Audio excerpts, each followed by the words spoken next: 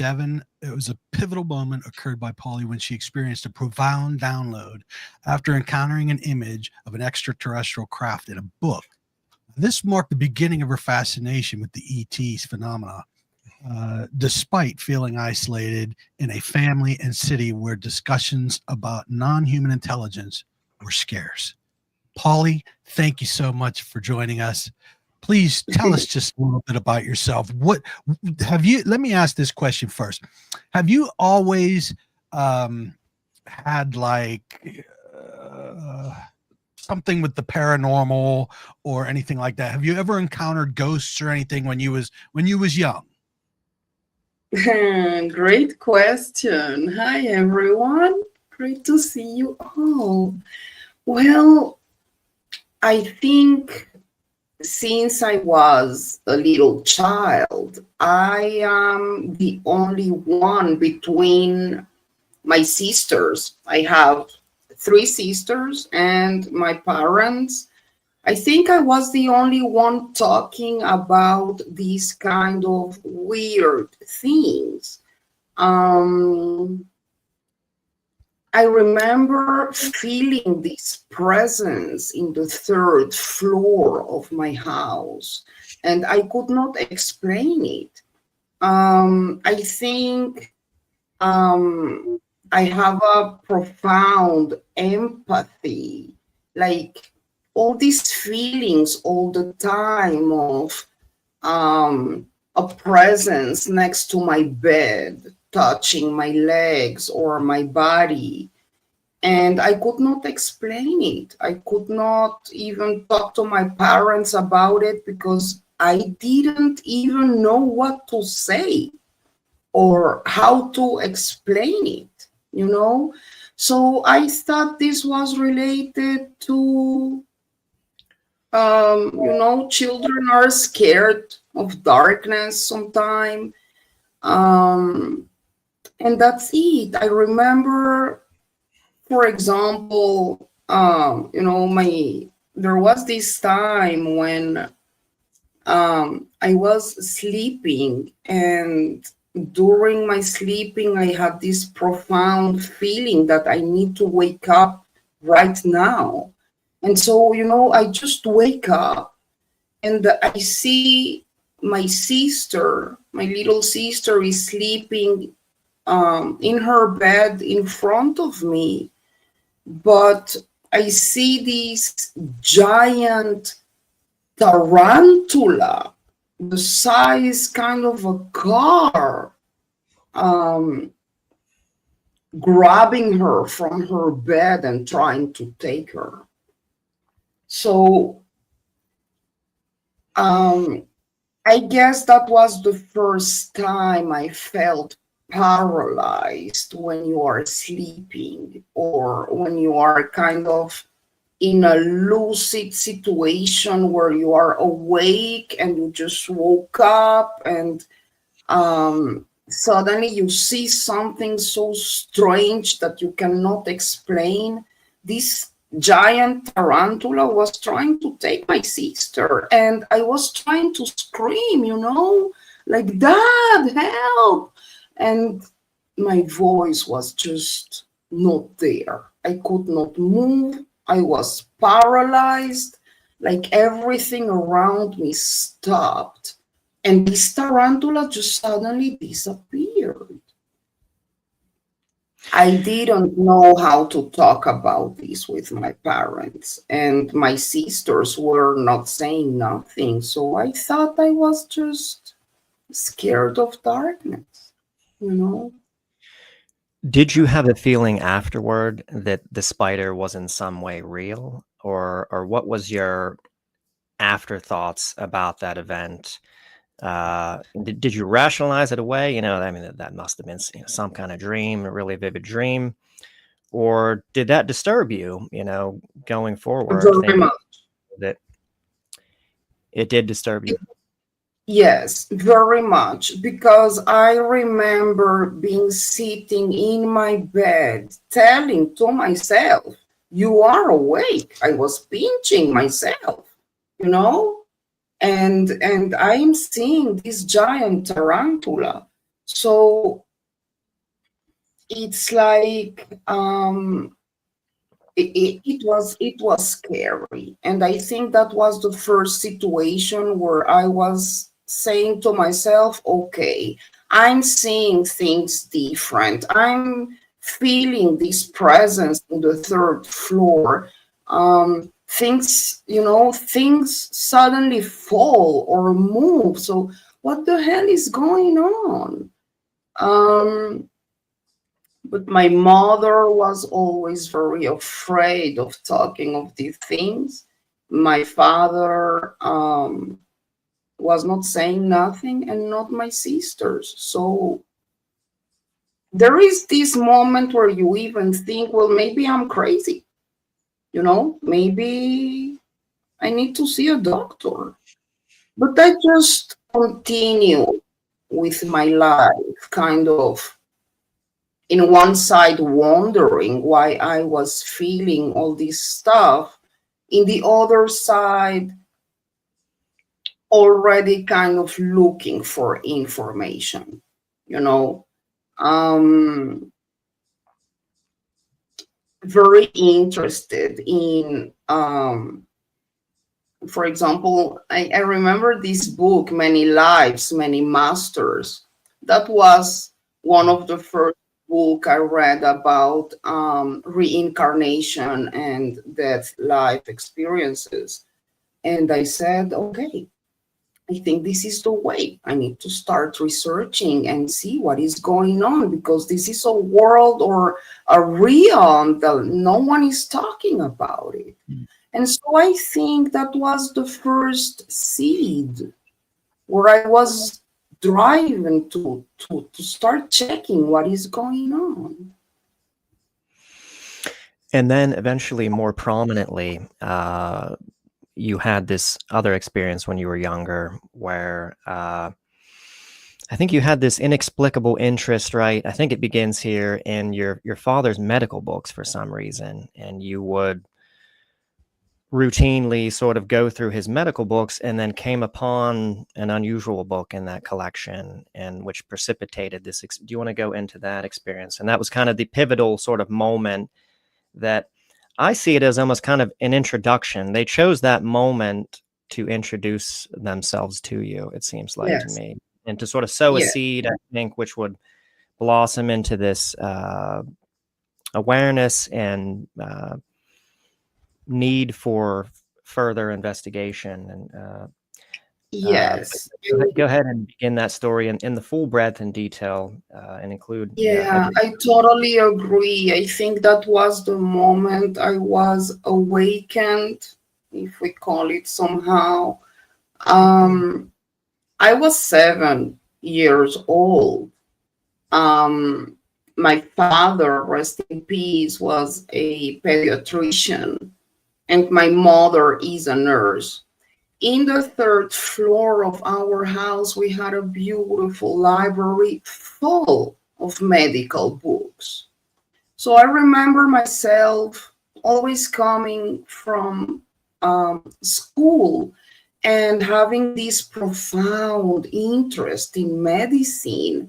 I was always picking up one of those books and trying to understand not what was written, because this is like medical language, but seeing all those pictures of our body from the inside out, our lungs, our heart, the way we work from the inside out, for me was always very interesting.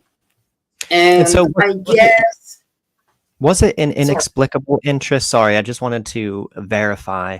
Was this an inexplicable, like unexplainable interest, or does it make sense given that your parents were both in the medical field? Did they in some way groom you to want to or to find interesting such a subject? Or was it kind of a mystery as to why you at such a young age took an interest in things which, as you say, you barely understood, because there is, this phenomenon with abductees and contactees where, they have this just unexplainable interest in something, which normally stems from some experience, which, the memory of is suppressed.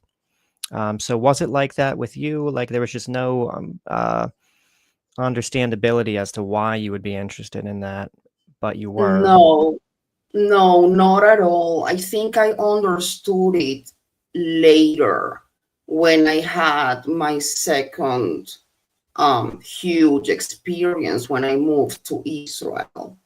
But back in that time, I just thought it was just, because of my parents, because they were both of them in these, they were all, both of them working as medics, like doctors. So I didn't think it was related to a kind of awakening, maybe a past life, because I was already researching about that. So maybe I said this is maybe a knowledge that I have from a past life. But I don't know. What happened is that um, um,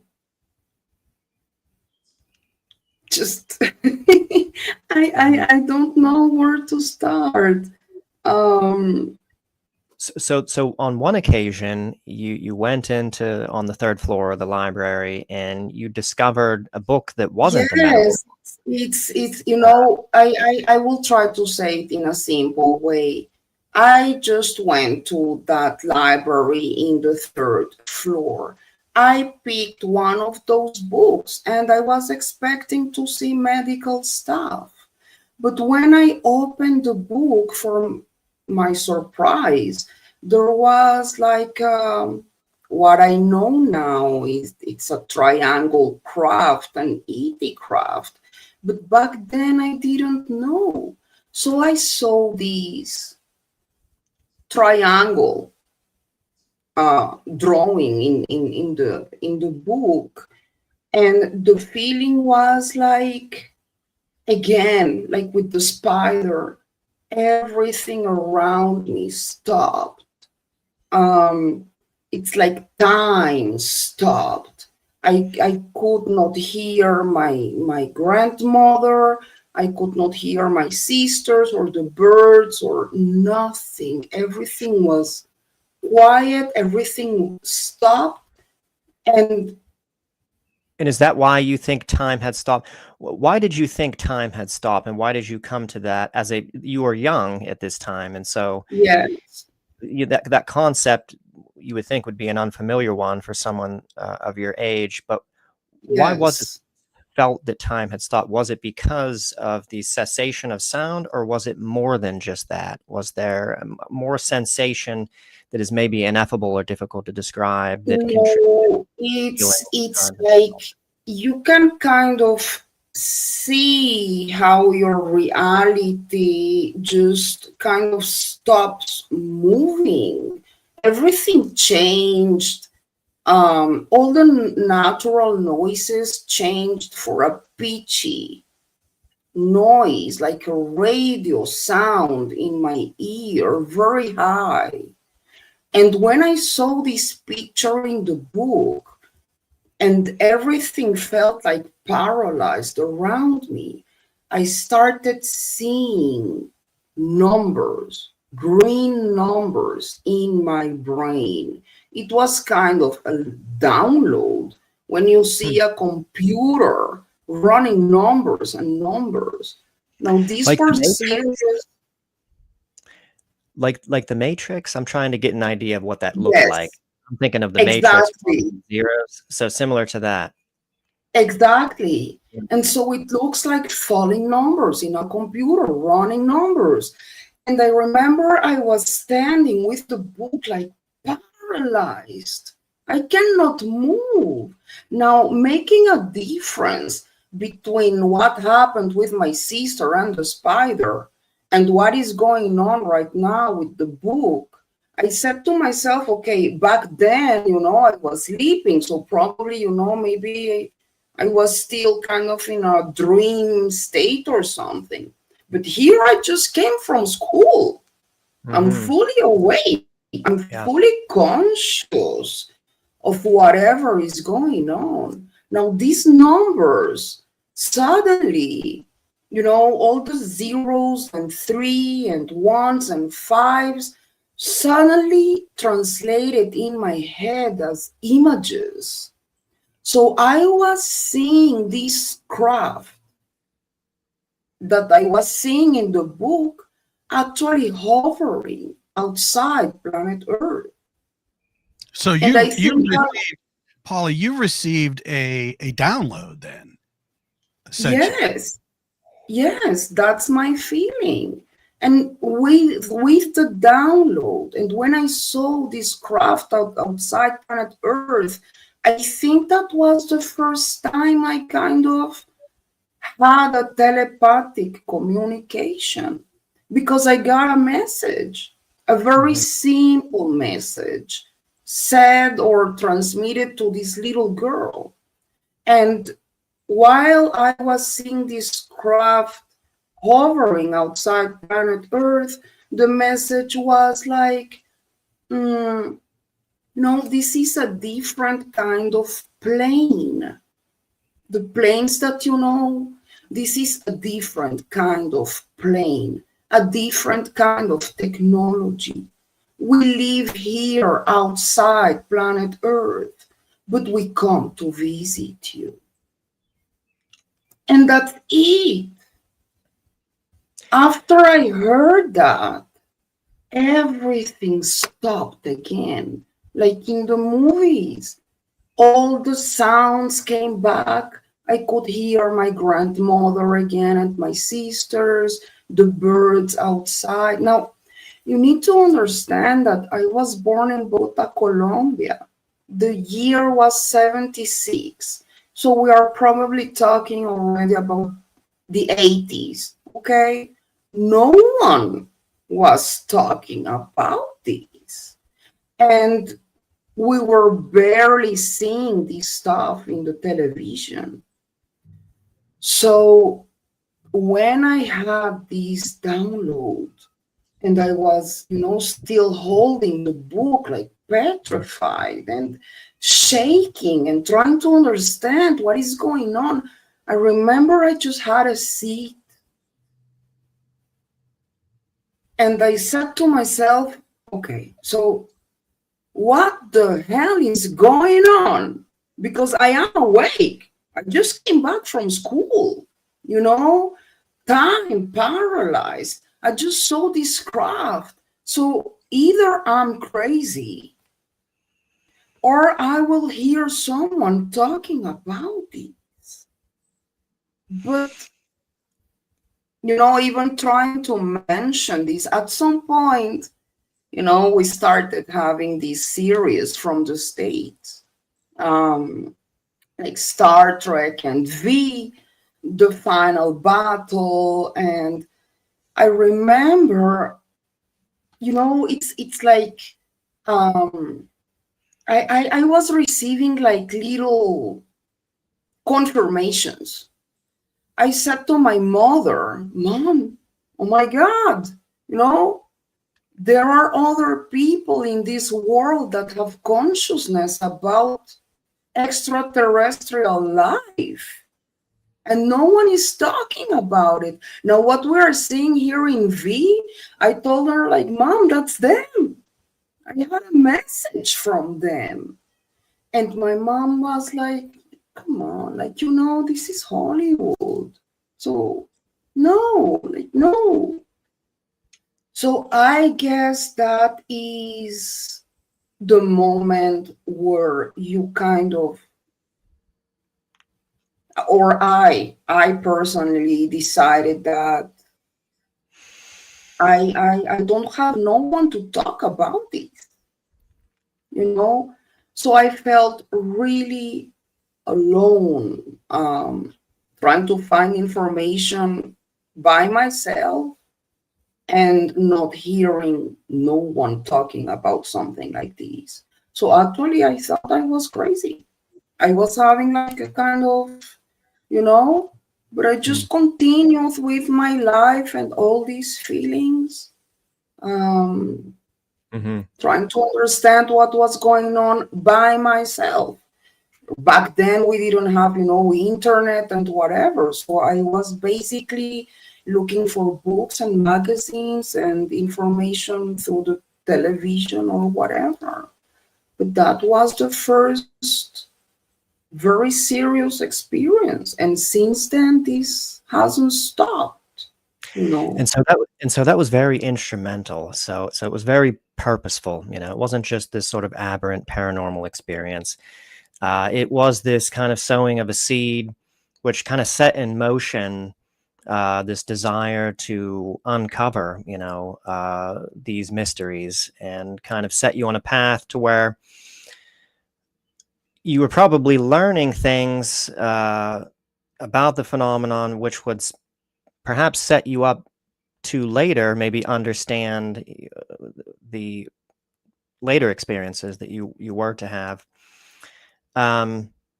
Now, did any telepathy continue after that point? Was there any here and there a telepathic message, or was that the only transmission telepathically that you recollect from your childhood?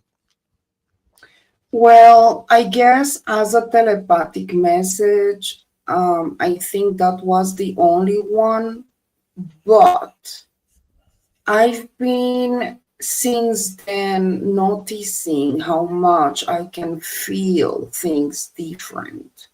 It's like this profound empathy for human souls, trying to understand them. I can read, I can feel energies. It's like my boys sometimes tell me, don't say it because it will happen. So it's like I have these feelings.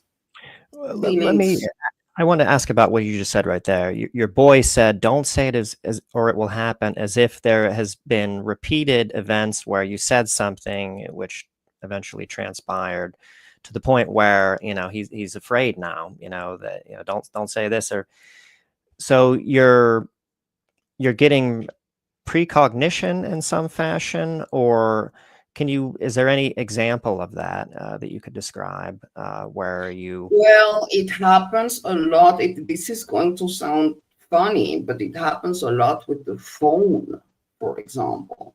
I can tell my boy the phone is going to ring, and it rings. Or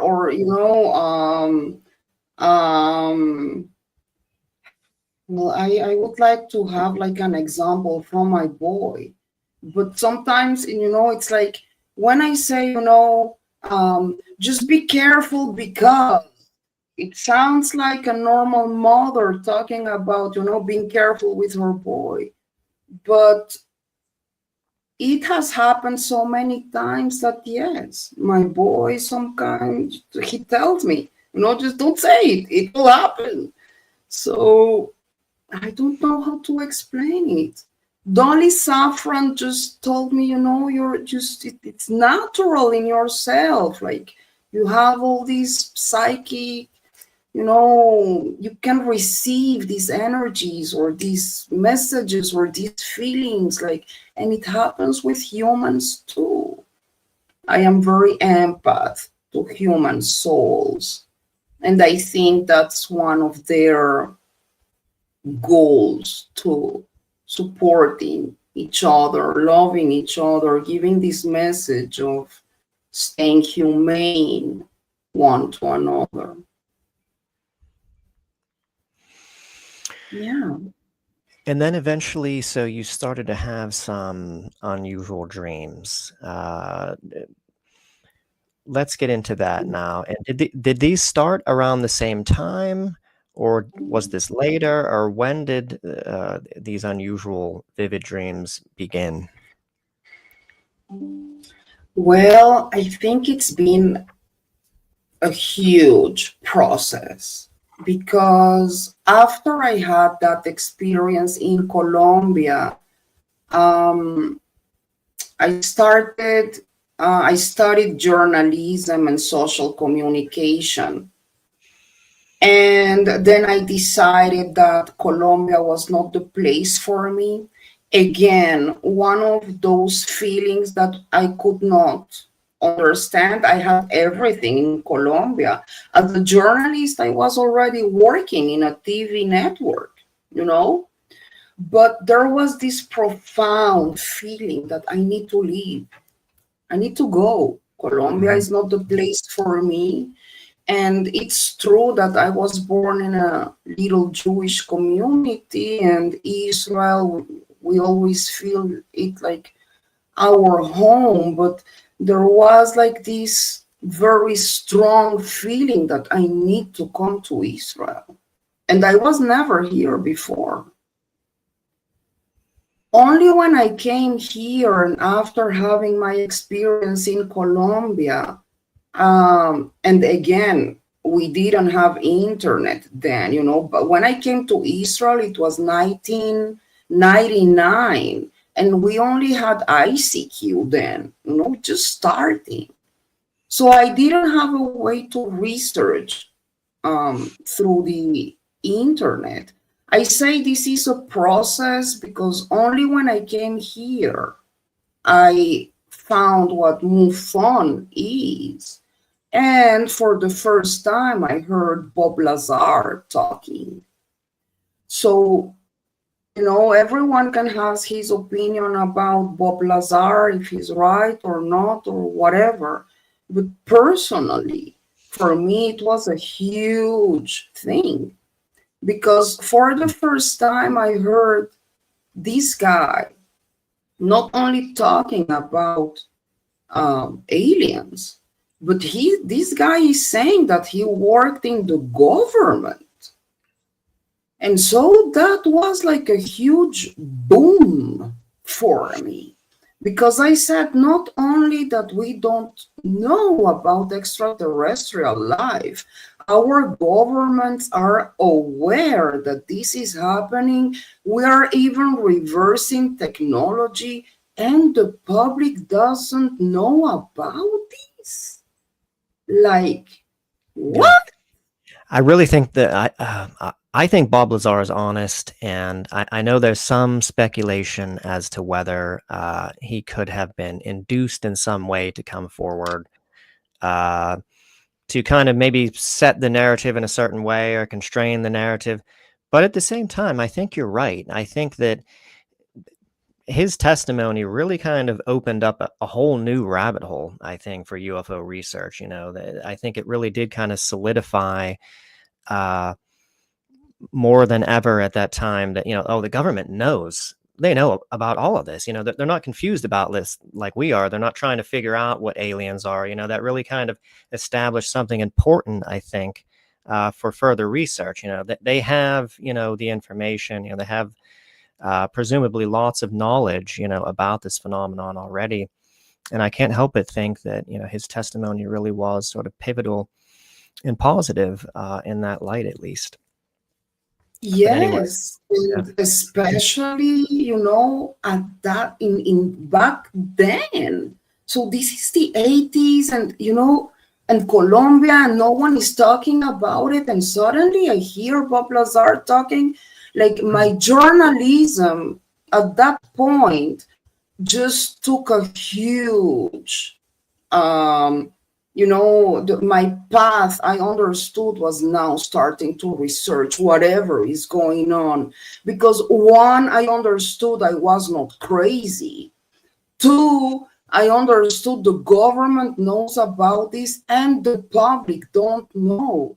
So I guess my coming into Israel, the fact that I studied journalism, everything was combined in order to take me into this path of research. You know, I was Hmm. checking literally every single person that was talking about this. Every single journalist, every single experiencer, every single person.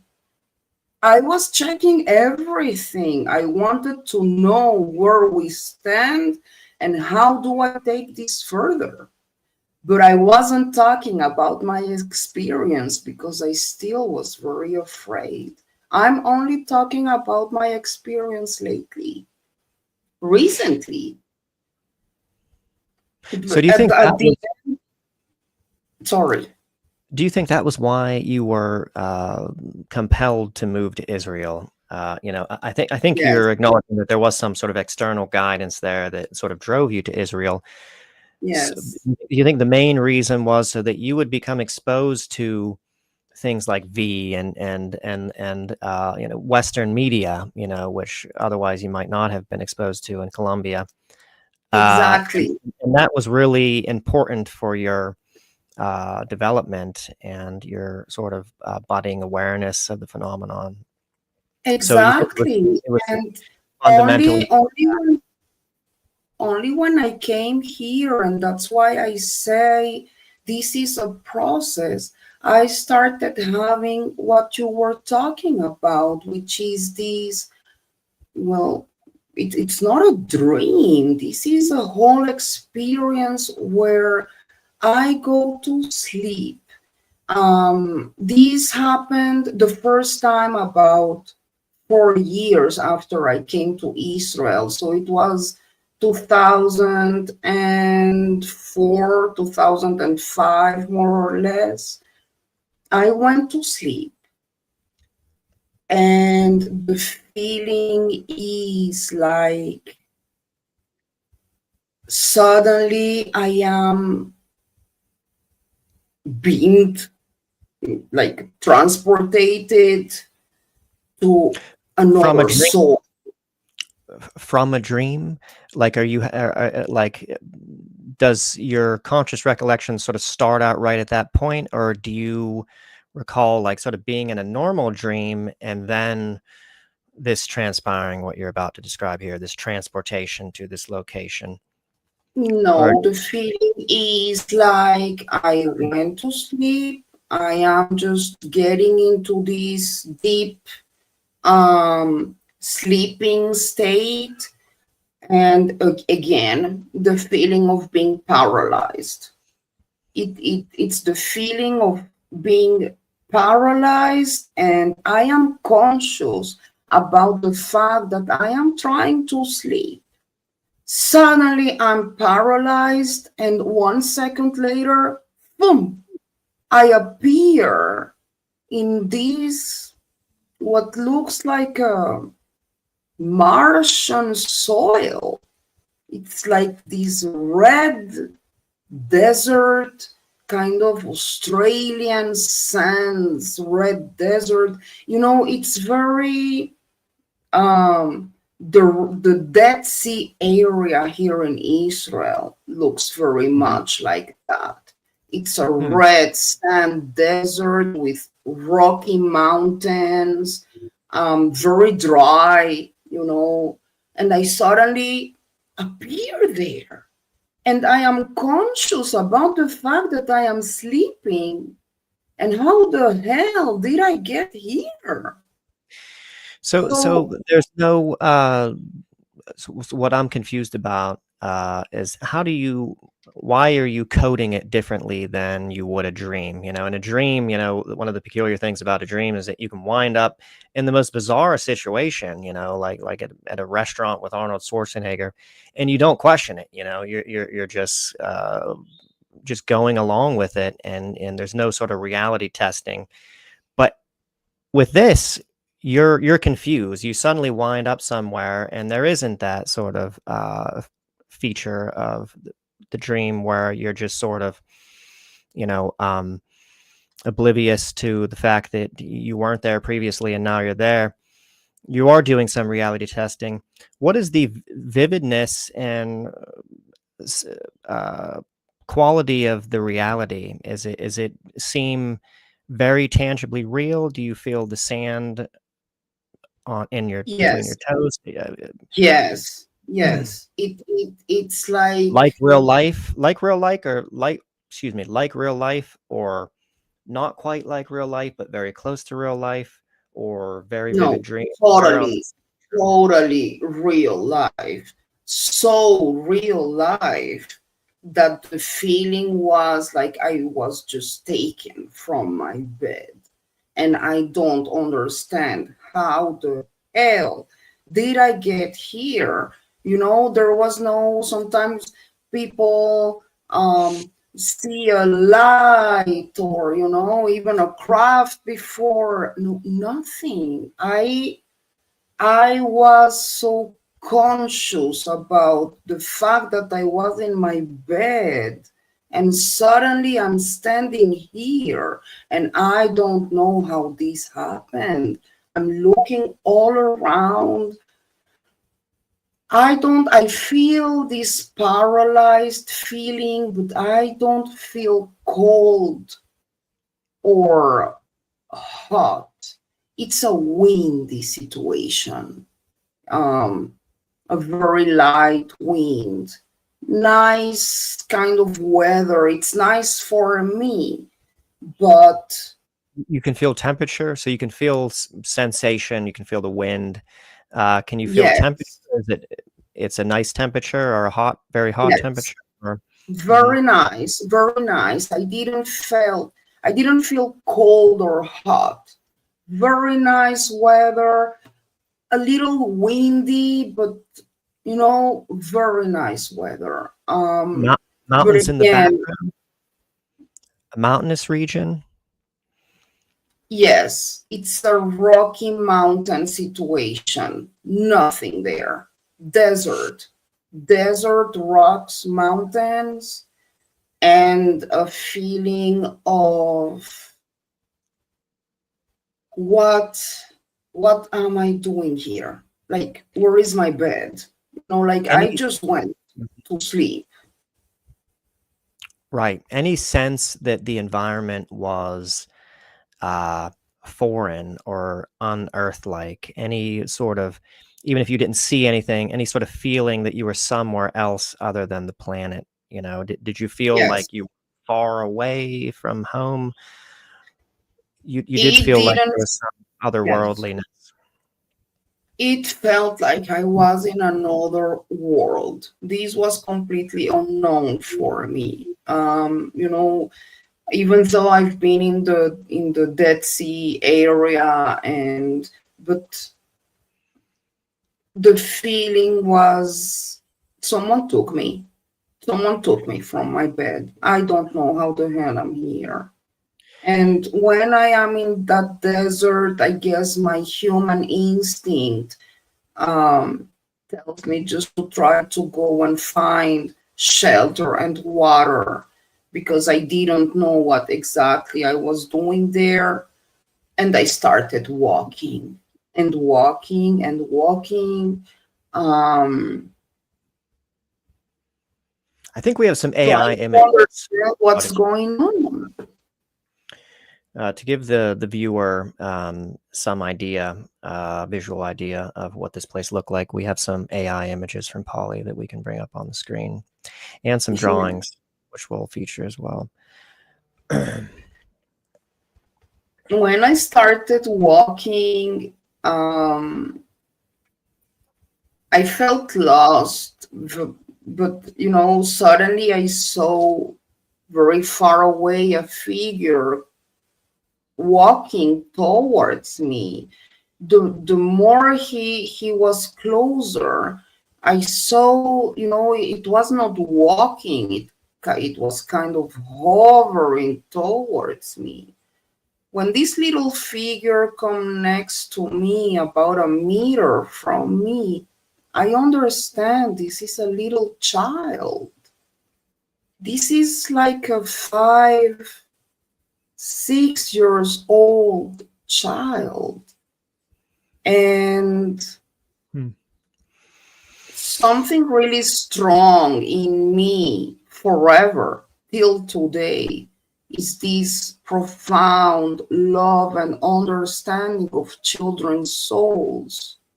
So when I see this little kid, you see his eyes, it was so peculiar because they look like these gray black eyes, you know. But I couldn't understand it at the beginning. He looks at me very curious about me. And the feeling for him was immediately like this motherhood feeling. of, this child is mine. I've never seen him before. But this kid is mine, and I need to do everything in order for him to be okay. I was his mother. I don't know why, but I felt this child is mine. He took my hand. He took my hand and we started walking. I was asking him so many questions. What are we doing here? How did I get here? Where are your parents? Do you have a mother? Like, what is going on? But he was only taking, he grabbed my hand and he just kind of guided me somewhere. I thought I was the one looking for shelter and water, but he was the one taking me somewhere and kind of a word, not telepathically, not with his mouth, no, nothing, but through his hand, I could feel that he could calm me down. He was in control of my situation, not me. It was the other way around, you know. So he was the one calming me down, like only by his touch, I could feel like, everything is okay. Everything is okay. Don't get stressed. Everything is okay. And so I just flowed with the situation till I suddenly see a tent in the middle of nowhere, just a simple biblical tent. Like from the person. When you say biblical, like it was from the era of when the Bible was written, sort of an ancient sort of looking tent style. Well, it's kind of, it's more like a way of make a comparison. If you imagine those simple no matter tents from the Jesus Moses time, just like a little curtain and a little tent for 10 people. Super simple, really, like from desert people, very, very, very simple. I was very happy because I said, oh my God, I found humans or whatever is going on. Maybe we have water, we have a shelter, so we will be okay. I was really worried about this child. And he was the one that actually opened the tent and we went inside. And that was the shock of my life. Describe this in full detail, because this is very important here and a topic of interest, which we'll delve into later. So you walk in, I mean, a smooth transition, it is the tent as you're walking in, but then when you get in, it's not the tent anymore. It's just, you're entirely surprised by what you see. It's large. Well, go ahead and give us the full description of what that looked like. That was the shock of my life because, I'm already stressed with this child in a situation that I cannot understand. And when we go inside this tent, well, this was not a tent. Inside, there was this huge compound. It looked like a round place, like a round craft with 2 floors. I could see in the second floor smoked, black windows And in the first floor, the place was so big that I could not see the end of it. But this was a huge craft with a very bright light that comes from the ceiling. And I was in shock. How did this happen? In my left side, I suddenly hear a voice. I can see a Lego cube structure and kind of an hologram sitting there. And this entity tells me, we are glad you are here because right now you are the only one that can help us and save us. What does the entity look like? Like you said, I think you said previously that it looked like the hybrid child, but not a child. Was it older? This is a different, oh my God, just hold on a second. Wait. No problem.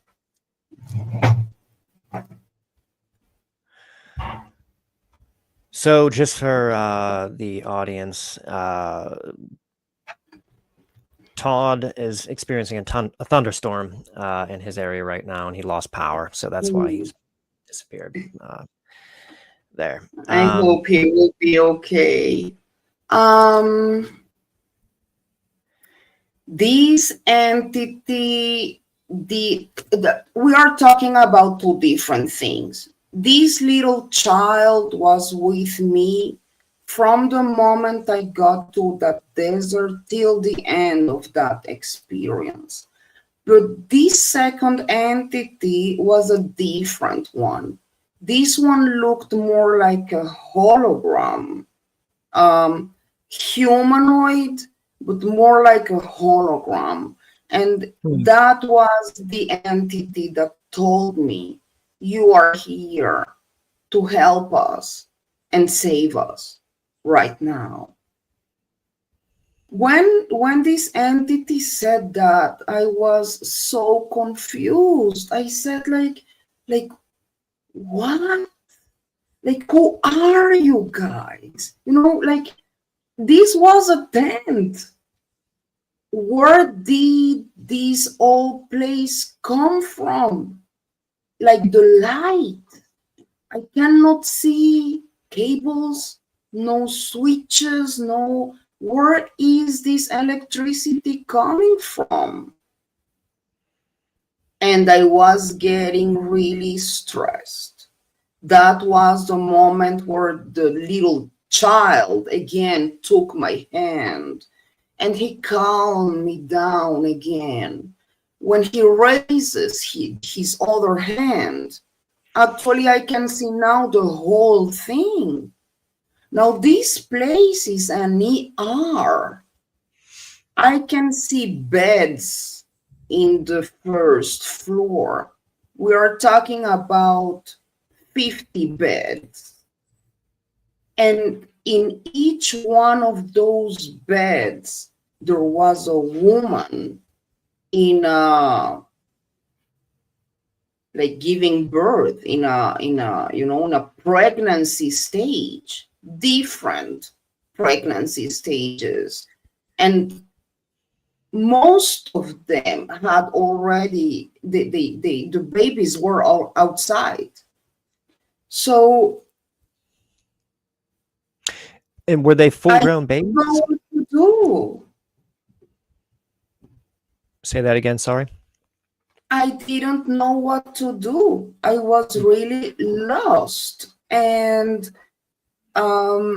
that's the moment where I see these praying mantis standing in the middle of the room. I saw her only after the little child raises his hand and I can see all these ER. The mantid didn't talk to me. But it was like through her eyes, she kind of told me, now it's time to do your job. And that's the moment I realized that all the things I was learning since I was a little girl from my parents' medical books, everything came as a fact when I knew I needed to use that knowledge and go and check all those women and their babies that were next to them. That was the only message. Now it's your time to do your job. And then And suddenly it so, dawned on you all of the medical knowledge that you weren't even, or you thought you weren't really understanding at the time. But do you think that you actually were sort of taking that information into the subconscious and you were comprehending it on some level? And then at this moment, all of that came back to you, and you suddenly, had a game plan, and you knew exactly what to do. Like, okay, I've got to go over to this woman, and do this or that. And you said you were picking up, there was some tools or some instruments that were available, and you were accessing these instruments. Go into that. exactly, in that moment, it's like I felt I had the knowledge to do whatever they were expecting from me.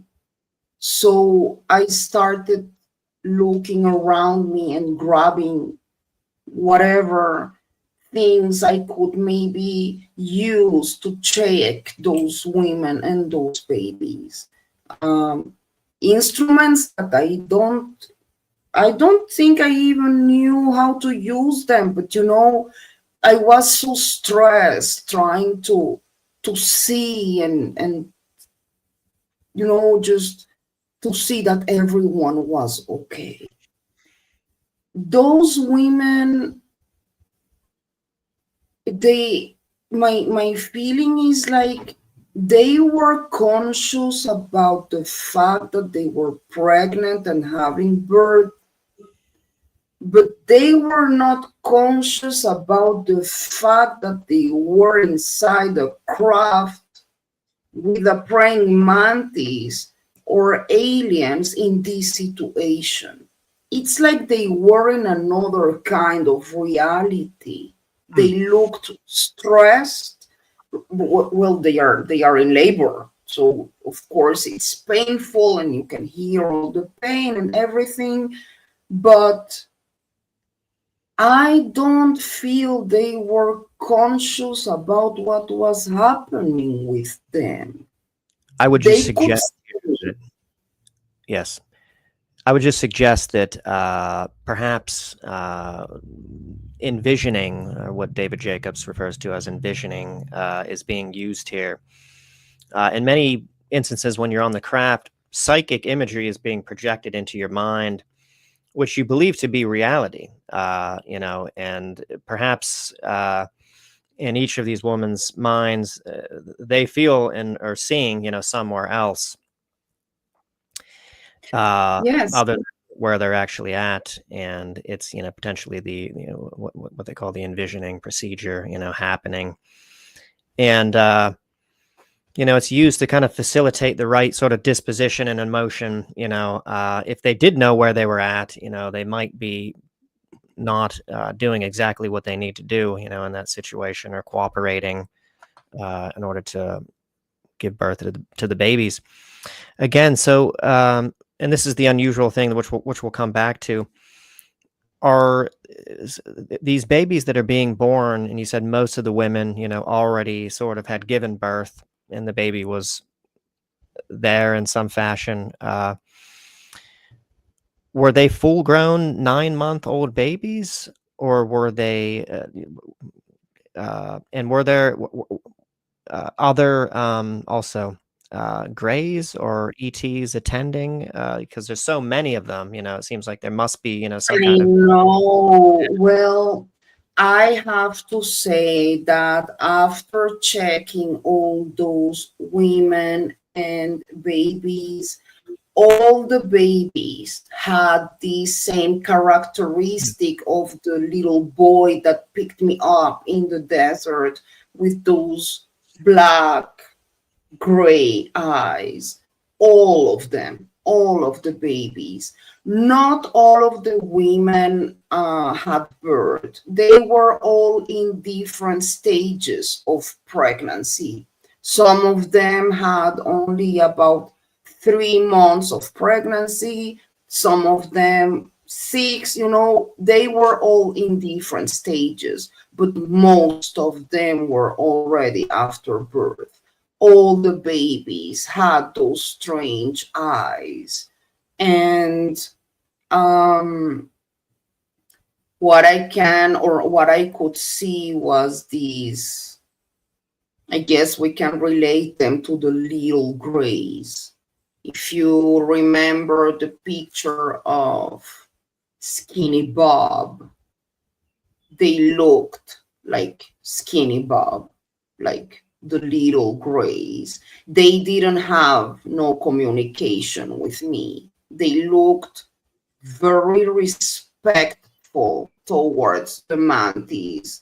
She was like the boss there, but I didn't feel scared. She made me feel like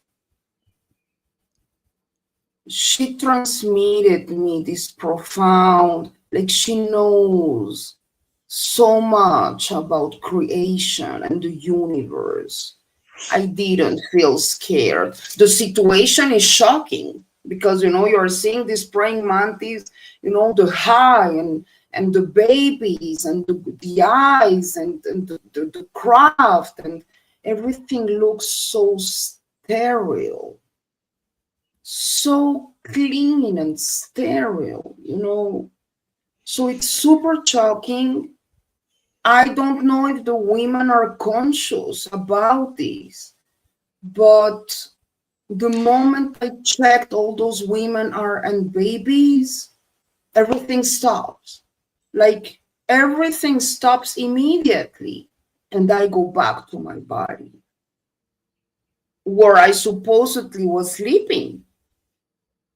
So when I go back to my body, I always wake up immediately, like I know I just came back, and I am stressed. I'm very stressed. And you're sweating, I think, is what you said in another interview. You were soaking with sweat when you woke up. Yes. And do you remember sweating throughout the event, throughout the helping of the women and the babies? Do you No, recall sweating then? no. My feeling when I was checking these women and babies was like, I so know what I need to do now. I was checking everything, like gynecological checking the babies and the women, and it's like I had exactly the knowledge they needed in order to do whatever task they needed me to do there. I when I come back, it's always a feeling of I feel lost and very anguished. I pray I could help those women and babies. I feel, it's like also someone took me from the shower. I'm all wet, and very lost. One of those times when I woke up, I made a coffee and I needed to have just like 10 minutes with myself, trying to understand what happened this time. Maybe I can see another image, or maybe I can catch another thing that I didn't do, or I don't know. And I was having my coffee and suddenly I look at my leg and there is this mark there. So weird. Now, having this knowledge about medicine, I said maybe it's an allergy. So I checked the rest of my body. I was checking my respiratory system. Everything was fine. But there was like this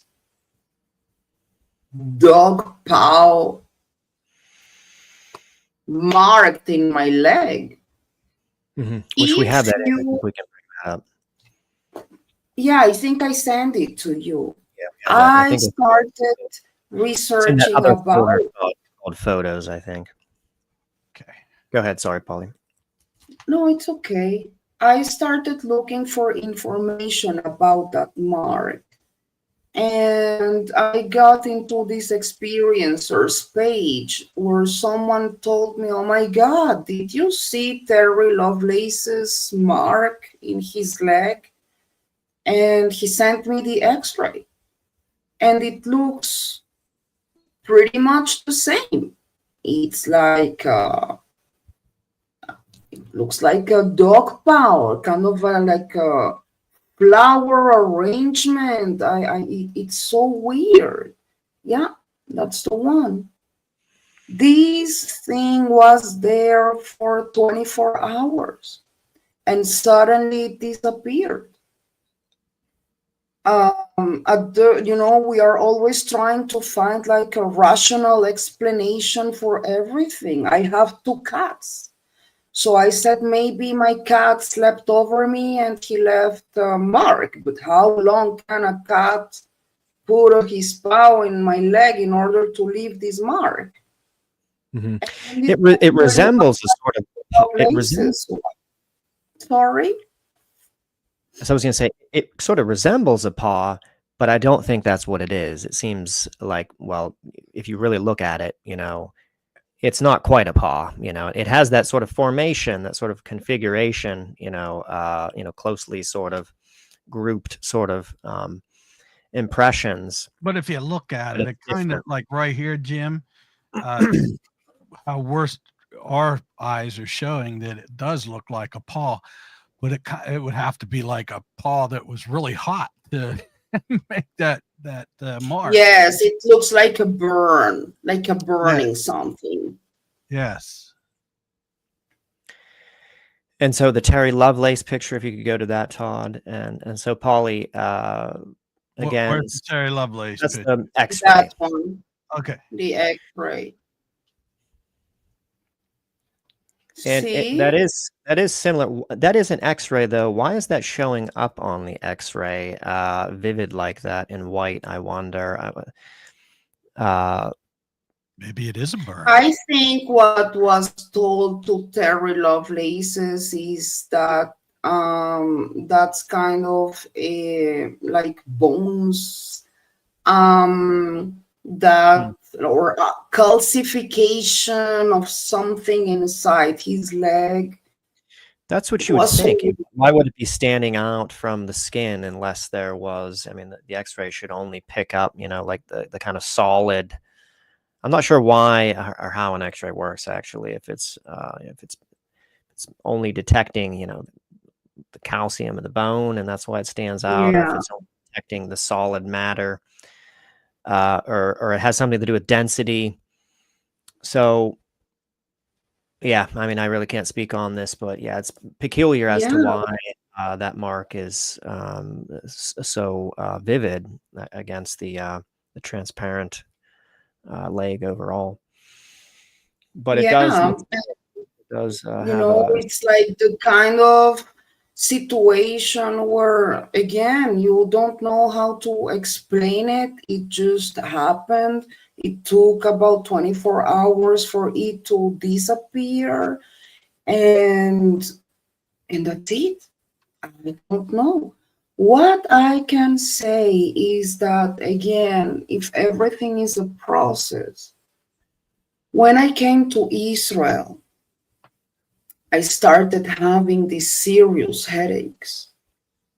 At the beginning, I thought, or my doctors thought it was a migraine. but the headaches became really tough. It was a 24/7 situation for 4 years. And they just thought that this was hormonal. So they were giving me hormones, but there was this time where the headache was so bad that I almost fainted. And so I went to the ER. And after they did an MRI, the doctor told me, listen, you have two cysts inside your brain. One of them is so big, like a tennis ball. She is right behind your left eye. And if we don't operate immediately, you will lose your left eye. Now, in the other side, you have another cyst. This cyst is in your pituitary gland. Now, for those that don't know, the pituitary gland is in your brain between your two eyes, in the middle of your nose, right here. And they decided to make a surgery too. When they tried to take that cyst from my pituitary gland, this surgery needs to be made through your nose. And when they tried to extract the cyst, what the doctor explained after the surgery is that they saw inside the cyst in my pituitary gland what looks like a little cube. He said, I don't know how the hell it got there, but we saw what looks like a little cube inside your cyst. And when we tried to take that cyst out from your nose, the whole thing exploded. I almost lost my life. All the fluids from my brain were flowing from my nose. The cyst, and if it was an implant, the whole thing exploded. Did they have any medical explanation for that? Was that something that was unprecedented? I mean, obviously the cube they didn't expect, but the exploding of the cysts, was that something that they had any explanation for or gave you any explanation for? Well, it can happen because cysts are full of kind of water. It's not like a hard thing. It's full of water, so it can happen. But they were not expecting for it. They were not expecting that explosion in the middle of the surgery. So sometimes my feeling is that whatever that little cube was doing there, it kind of auto-destroyed itself the moment it was taken from my brain. It took me about 14 days to stabilize, the fluids in my brain, and I think I'm alive just because, God is great. But I don't have the implant. I don't have the cube. It exploded. So I don't have the proof. But I have the MRIs. I have the MRIs pictures. I didn't send them to you. I think I didn't send them. But I have the MRIs. Still, the discs and everything. And I'll just say that is fairly typical when either an implant comes out, because as sometimes they do, sometimes the ones that they put in your nose will come out, an abductee will blow their nose and find an implant. And something odd will happen. Either it will disintegrate. I don't know if you remember Dana Louise's story, Todd, and she told us she picked off one from the back of her neck. It somehow expelled through her skin, and it was like a chip or something. And then it just all of a sudden, just kind of dissolved and was gone. Or something strange will happen, and the abductee will lose it, or it will be maybe discarded ill-advisedly. But they just tend to, whatever the mechanism is, they just tend not to survive very long. And when they Yes. do survive, and they're taken for analysis, it turns out that there's nothing materially significant about them. They seem to be comprised of the same elements that are found in the human body naturally, and there's no odd combinations of elements or anything, but which is, I'm sure, designful, so that it can't be Yeah, used and you to know, demonstrate it's proof. it's kind of interesting that these experience that I have with these women and the babies. Um, these always happen during my ovulation cycles. And the pituitary gland is also responsible for our hormones functioning in our body.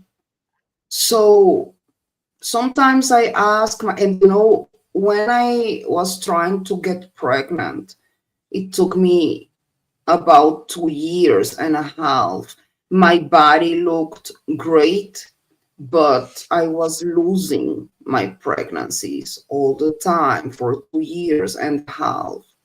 We finally got to an IVF procedure to bring my boy to this world. But losing my pregnancies, the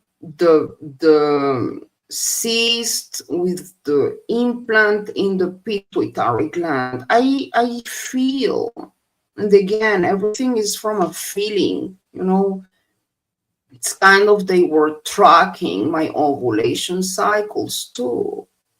And so I'm for everything started when I was 7 years old.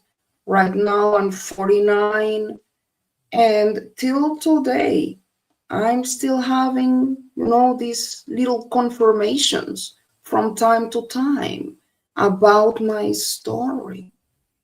So I think that's the reason why I also decided to start talking about it.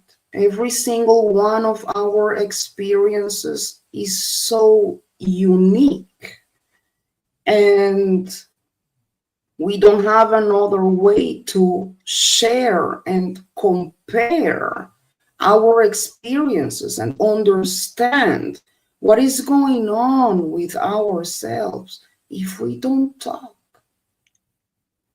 So I said, this is the time. I don't have nothing to be ashamed of. I know my story. I know what I have seen. I know what I have felt. I have the proofs. I have the mark. I have the MRIs.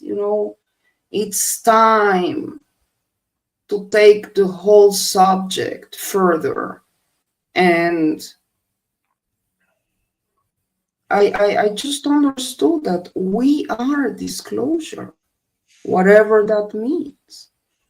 And that's why it was so important for me to give this awareness to my boy. My boy is 10 years old now. And since he was a little child, even from the kindergarten, he's been drawing these crafts. I don't have an explanation. He doesn't either.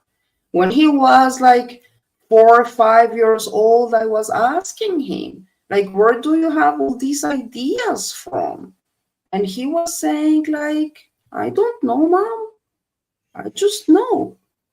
All these energy fields and these crafts and the aliens. And actually,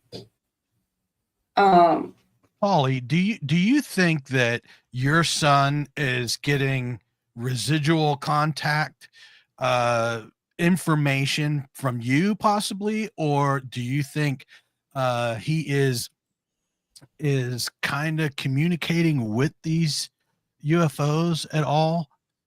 Oh, he is. Well, in one hand, of course, he's hearing from me about the phenomenon, and I've been explaining to him all the theories and about the people and everything. But even without my knowledge, before he could even understand what I was talking about, he was expressing his knowledge through his drawings.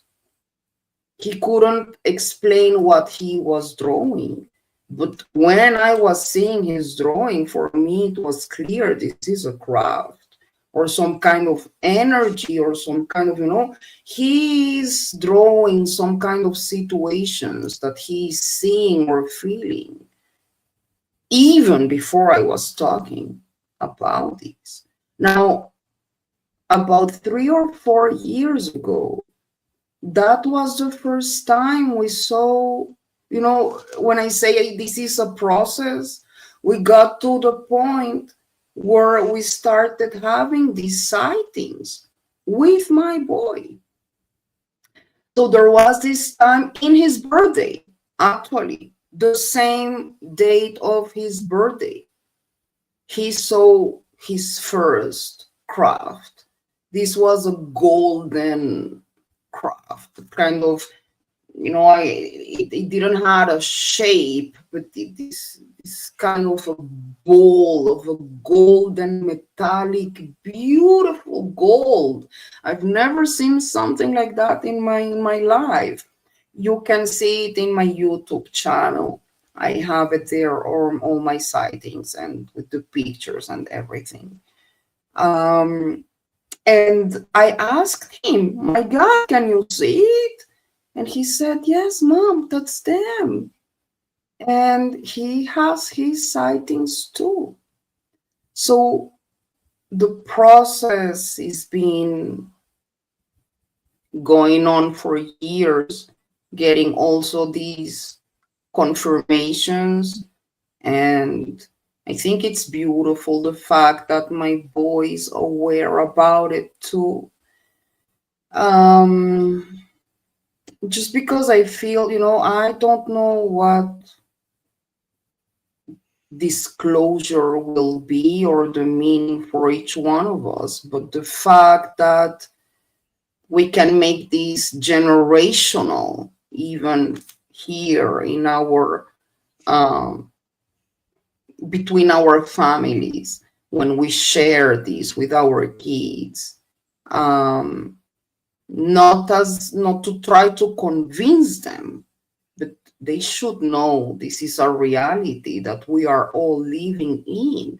People suffer from post-trauma because of these experiences.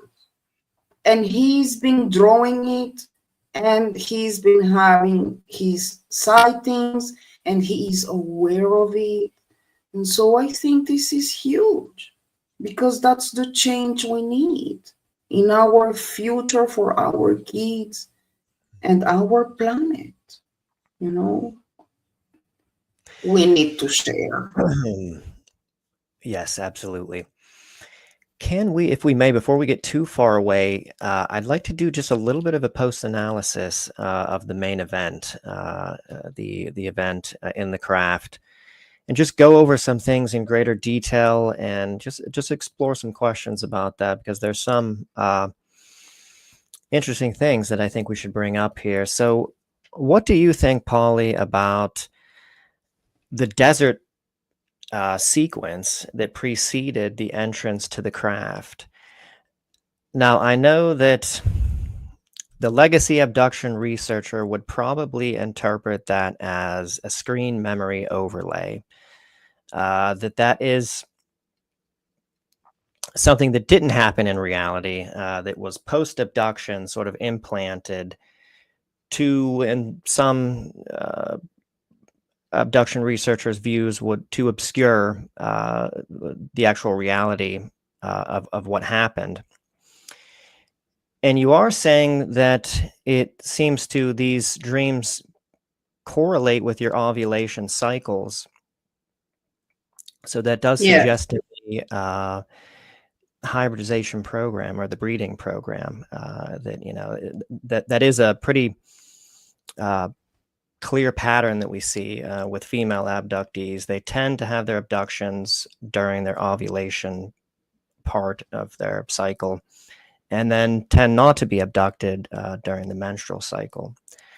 So it seems like there is a strong sort of indication that there's the breeding program element here.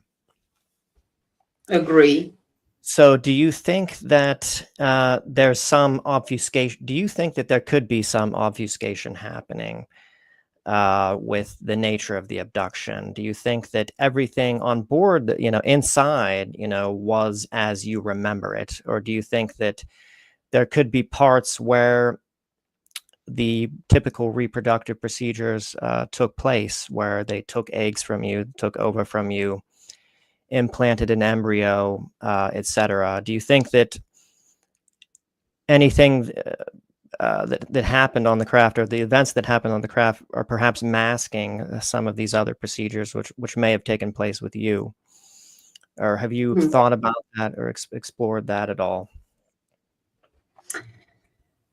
I've been thinking about it so much. Sometimes I ask myself if maybe I was one of those women in those beds, you know. Um, I I I feel, just because of the fact that, you know, the the feeling that I had when I saw this child that picked me up in the desert was so strong. I didn't feel that with any other of the babies. My feeling is that the child is mine. And the whole situation was so strange.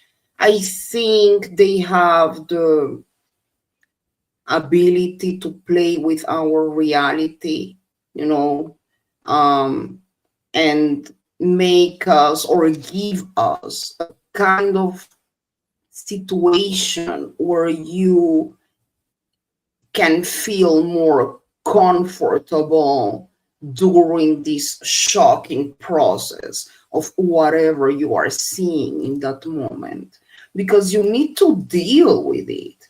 The fact that you are in a craft, the fact that you are seeing a praying mantis doing stuff, the fact that you see like little aliens and hybrids, and you know, it's too much to deal with. That's the funny thing, though, is that typically with like the common definition of a screen memory, it's something very innocuous or mundane that doesn't have any element of the abduction whatsoever. You know, you might have a screen memory of being in this on this table and there being human doctors surrounding you, or something that doesn't relate to the abduction at all. But you do have this whole sequence which is consciously remembered, which does contain potentially traumatic imagery. You know, the praying mantis being, you know, is not obfuscated. You know, the grays aren't obfuscated. You know, there's medical procedures, you know, taking place. You know, I think you said there was blood and stuff, and there was a kind of horrific kind of scene. Yeah, yeah, and you know, I actually thought about this a few days ago. Maybe for me it wasn't so weird or scary or shocking the situation because I grew up in a medical ambience where my parents, you know, more my mother actually, my mother used to take me to her job a lot. She's a nurse. So we used to, inside the hospital where she was working, she used to take me to every single place inside the hospital. So I could see children, children that were burned, or children that had surgeries in their heads and legs. And so I was seeing since I was a little child surgeries and medical stuff going on. So when I was inside the craft, it wasn't like it was not a weird feeling for me to be in a medical situation. I felt I was in my field. The smells, even the smells of, this like a hospital smell, everything was so familiar from the medical point of view, because I've seen this since I was a little child.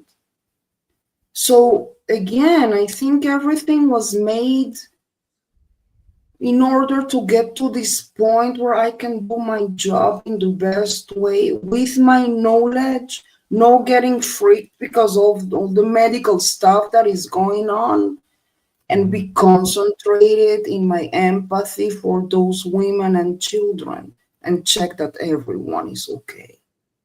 And that's it. Yeah.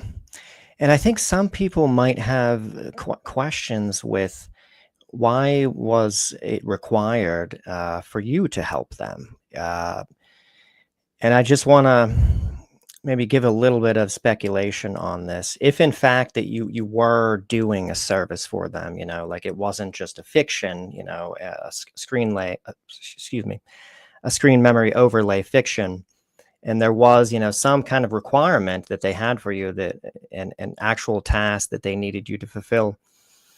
The thing about the Greys is that you would think that they have all knowledge, that they would be competent, in all fields, but they're actually very narrow in what they know. They seem like, to me, that when you look at abduction account after abduction account, there are instances where they're totally thrown off by something novel.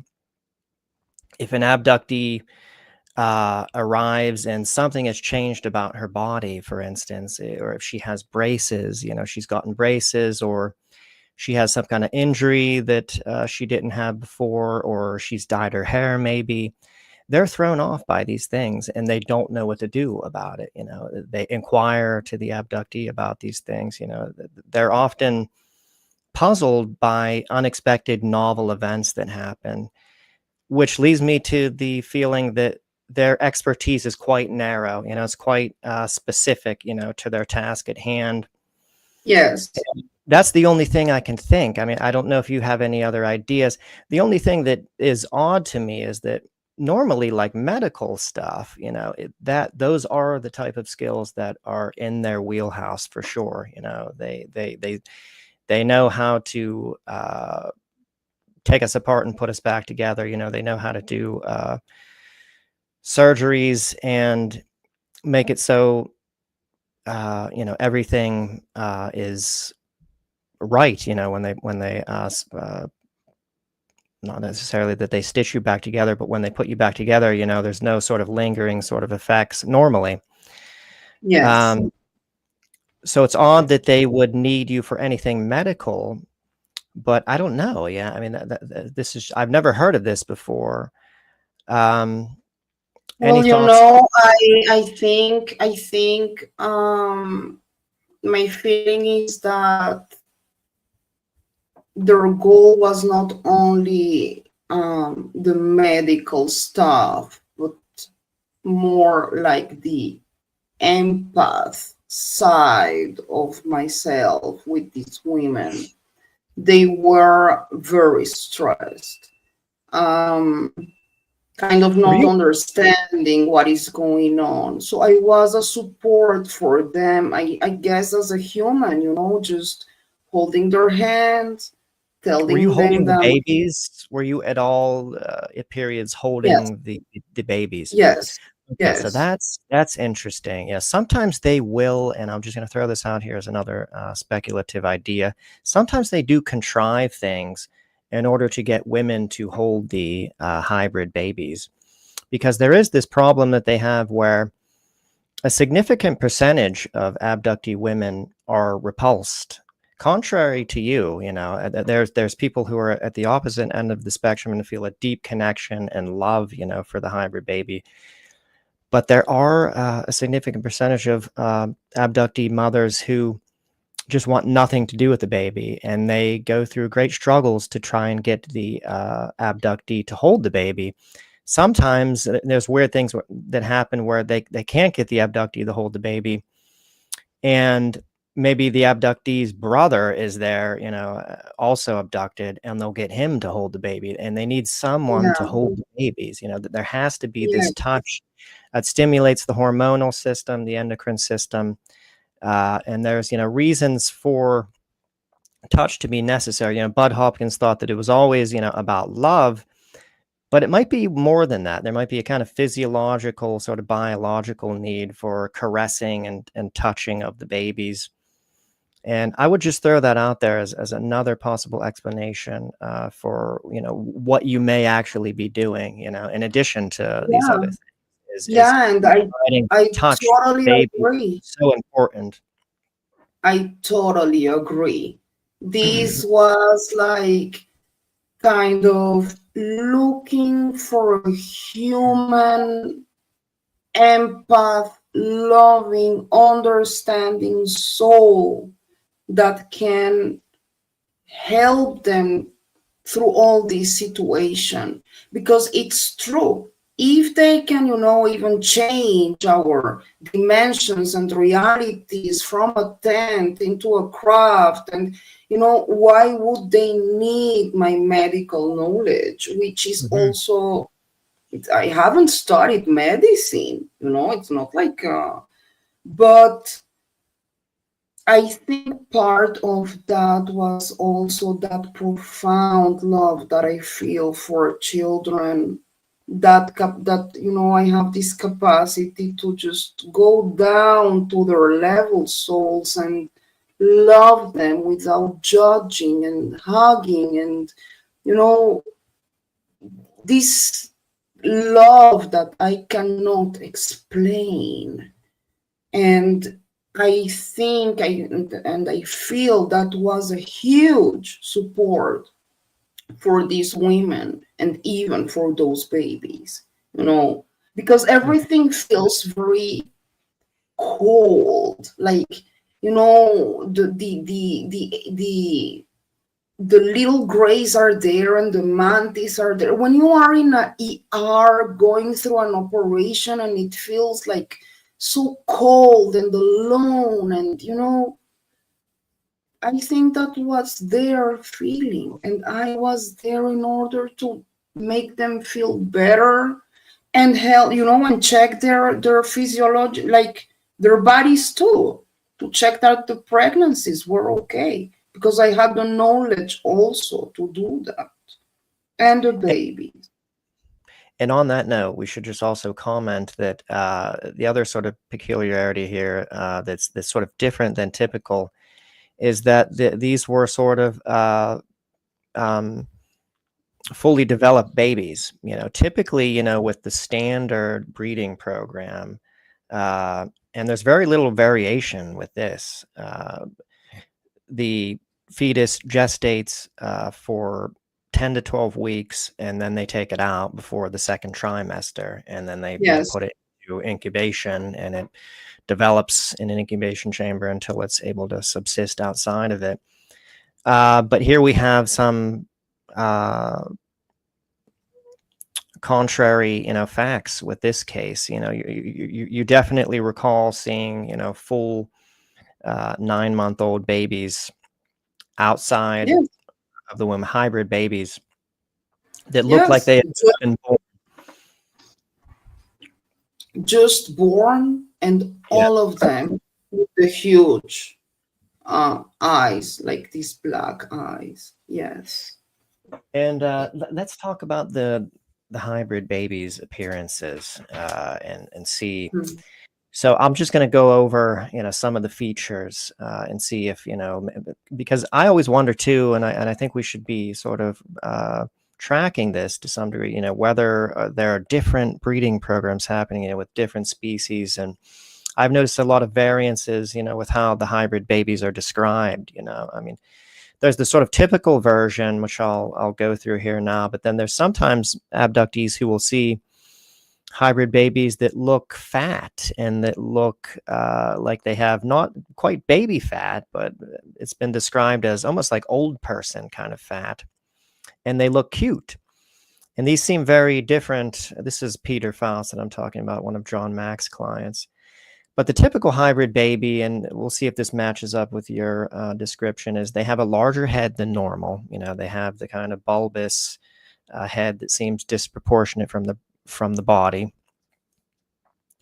They have the large eyes with some white, but not always. There are some abductees that will see a hybrid baby with no Exactly. white eyes, but typically there is some white. Do you recall seeing some white with the eyes of the Yes. babies?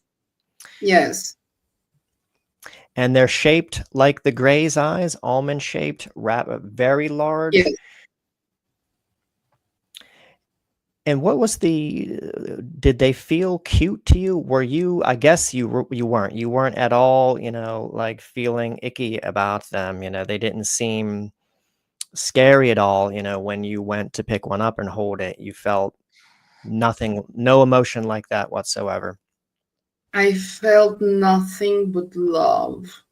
I just, I melt with kids. I love kids so much. So I don't care, if they don't have a leg or a hand or they were so cute. So, it's a new life. It's like they don't know what's going on. It's something so pure. And no, I was full of love. I really want all of them. I wanted all of them to be okay. And what was the skin? So it's been described by abductees to vary from pale white to grayish to sometimes almost translucent type of skin. Do you recall what the skin appearance looked like? They look very human, like a white and Like like our skin. white people. Yes, like white people. No, no, the even the color of the skin or the touch of the skin, everything felt very human, but the eyes. Do you recall there being a kind of hypnotic quality to the eyes? People report, even with the hybrid babies, when looking into the baby's eyes, they kind of have this hypnotic quality to them. Or some abductees feel that, you could tell that they were just advanced, somehow. They just seemed sort of, even as a baby, kind of wise. People have described them as, wise-looking babies, which is a peculiar Yeah. description. With the one that picked me up in the desert. Yes. I really do think that I think that is the main thing that you are doing, and you've also had many dreams like this, and one of the questions I have for you is there any variance in these dreams? Like are they each unique in some way as to what unfolds throughout them? Or are there any hiccups that happen in any of these events where you're tending to the babies? What's one dream or one whatever this is experience like compared to another? Are they very, very close in similarity, or are there differences between them? Um, No, usually it's the same experience. It's like it comes all over and over and over again. Like Um, Groundhog Day the same? Like it's like the exact same sort of sequence, you know, like yes, almost repeated over again. Now, what do yeah. you make of that? Now, so it doesn't seem like they're different events where you're brought in to help these babies. It seems like it's the same event repeated over and over, or you're just while you're sleeping, you're recollecting that same abduction experience, maybe, which happens, you know, with abduction. It's like the feeling is that the same experience happens again and again and again, but the humans are different. I recall the women's faces. I don't remember have seen one of them here on planet Earth, but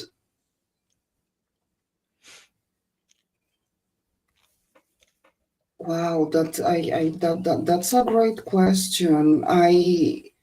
It's always the same experience. Here and there, I try to catch new details, but more or less, I'm always doing the same thing. It's like I am The same uh, things, the same sequence of things, like you know, like does it really seem like it's just a repeat of the same? Because what I'm wondering is if maybe you're just, as abductees tend to do, you're recollecting the same one abduction experience again and again. You know, like you know, Betty and Barney Hill had, you know, after her well, abduction, you know, yes. her Well, psyche that's was my replay feeling. the entire experience. That's my feeling because it always looked the same. It's like I'm going through it all over and over again. Um, Sometimes I question if I'm going through the whole procedure again or if this is just a recall of the event. So I don't Mhm. know how many times I've been taken, if I was taken or transported or whatever happened there. But But you did have that one physical marking after the one, which would seem to suggest, you know, some physicality to the experience, but maybe not necessarily. Now, Todd, if you remember, your girlfriend just had an experience where she wound up with a profound mark on her leg, and she wasn't, you know, sleeping or taken anywhere, you know, verifiably, right? You know, I mean, she was accounted for, you know, in the house, but yet she Right. woke up, she discovered, excuse me, a mark on her leg. Um, what do you think about the mark on the leg? You know, typically that's viewed as, you know, there's some physicality to this experience, you know, given that you've got a physical marking, but yet, you know, there can be some sort of poltergeist sort of activities that can happen, which can leave people with marks where there was no actual physical encounter with anything. no, I don't feel this is related to a poltergeist situation. Um, I feel that Mark was kind of another way to let me know that what you are seeing and going through is real. I don't know how it was made. I didn't feel any kind of pain. You don't see like a surgery, nothing. But I think they gave me this confirmation Mhm. because otherwise you really would, I think that's one of our issues here. We don't know if sharing or not sharing because we don't even know how to understand our own experiences. And so the mark is there, you know. So for me, it's a confirmation. I don't know how it happened, but the confirmation is there. Yeah. So This is And, for me. and there have been abductees. Camille James Harmon, I think, is one of these who we've had on the show before, who wound up with the mark, and then she got regressed and was able to view them actually doing the mark. They pulled out some kind of device and they attached a special tip to it, and they made the mark on her, and she has a regression memory, at least, of that actually happening, of them, Well, maybe that's something I should do. Maybe I should try some regression and see what I can find. I don't know. But yeah, it's a possibility,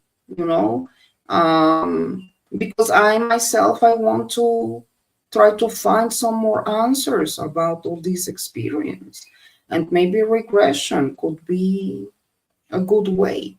I just, I just feel sometimes that even for regression, you need to be prepared mentally and inside your soul, because I don't know what I can find, and I need to be strong enough to deal with it. So again, it's a Yeah, process with you yourself. do. Absolutely. Yeah. I mean, you can have a regression, and not to say that, what's uncovered during the regression is going to be always accurate, but what tends to happen is that the conscious memory tends to have a lot of errors in it, and the details are really different. Maybe there's some broad similarity to it, but you might find that there is some screen memory overlay which is obscuring something, which changes the picture a little bit. But nonetheless, I think regardless, I feel like there's some fundamental reality to the service that you're providing the hybrids. Intuitively, I feel like that is what you're doing, and I think that this is some kind of special sort of maybe method that they've come up with in order to sort of get these babies the physical contact and emotional connection that they need. And they have someone, who's, just extremely empathic, and they abduct that person maybe, and maybe there is some envisioning going on, and it's, it's not quite, the scenario that you thought it was, where you're medically helping or anything, but it's in order to facilitate contact with babies. And Yeah. if I were to guess, what might happen under aggression, it might be that that there is some fiction with the scenario, but yet the fundamental reality of the assistance of the hybrid babies is actually authentic. I don't know for sure, but if I were to guess, I would guess that that's potentially the real part of it, or maybe it's all real. Maybe the medical assistance is also real. But you are right about it. I think, sometimes we think about these hybrid kids like, like these lonely kind of, they don't get hugged. They don't have this kind of, kisses. And so, yeah, I think that's pretty accurate what you are saying. The amounts of love and hugs that I can give to kids is like, maybe they were trying to give them this humane love somehow. It's true. I And we agree. know, yes, and we know that the babies don't actually require the touch of the mother. They just require touch and love from someone. We have enough, abduction cases where, as I said, in the one case, they could not get the mother to hold the baby, so they got the brother, to do it. And then there is definitely other events, where abductees are set in a room and expected to play and engage in play with a bunch of hybrid children, sometimes adolescent children who they don't feel are their own children, but Yeah. yet they're capable of serving that role nonetheless. And And there's the interesting thing, you know, that abductees report when they touch these babies. They sometimes report that, oh, the baby seems so positively affected by just me holding it. You know, strangely, you know, Right. like it seemed like it really, like an abductee often says, you know, it just seemed like it really, really needed that. You know, there was something that really improved in the appearance and feeling of the baby, you know, just from holding it, you know, for a few moments. Yes. Yes. I totally agree. Totally agree. And I don't know what else. Todd, do you have any questions here? I had Before lots we- of questions, but I skipped over them because every time I would ask one, I had very similar. So, I remember you Uh, saying in experiencer interviews, and maybe, hopefully, I'm getting this right, that all the time I felt like I was still sleeping, like I was still in my bed. Have you had some of these dreams where throughout the assisting of the babies and the experience, you felt some awareness of being in bed, sleeping? And I wanted to ask that because there always is this question of, you know, are these physical experiences or are these non-physical experiences? And are you in your physical body or are you in your astral body, you know, while you're yes. going through this? Uh, what are your thoughts about that? I believe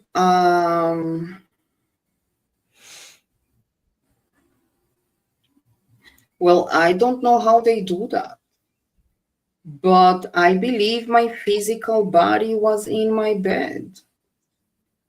It, well, it's so difficult Mhm. because, like, in one hand, I am so conscious that I am sleeping, but in the other hand, I totally see myself, my body, my feelings, my everything is in that desert. So maybe I don't have the capacity to make the difference when I'm taken. You know, And there's maybe so my feeling is I'm still at bed, but I am not anymore. I don't know.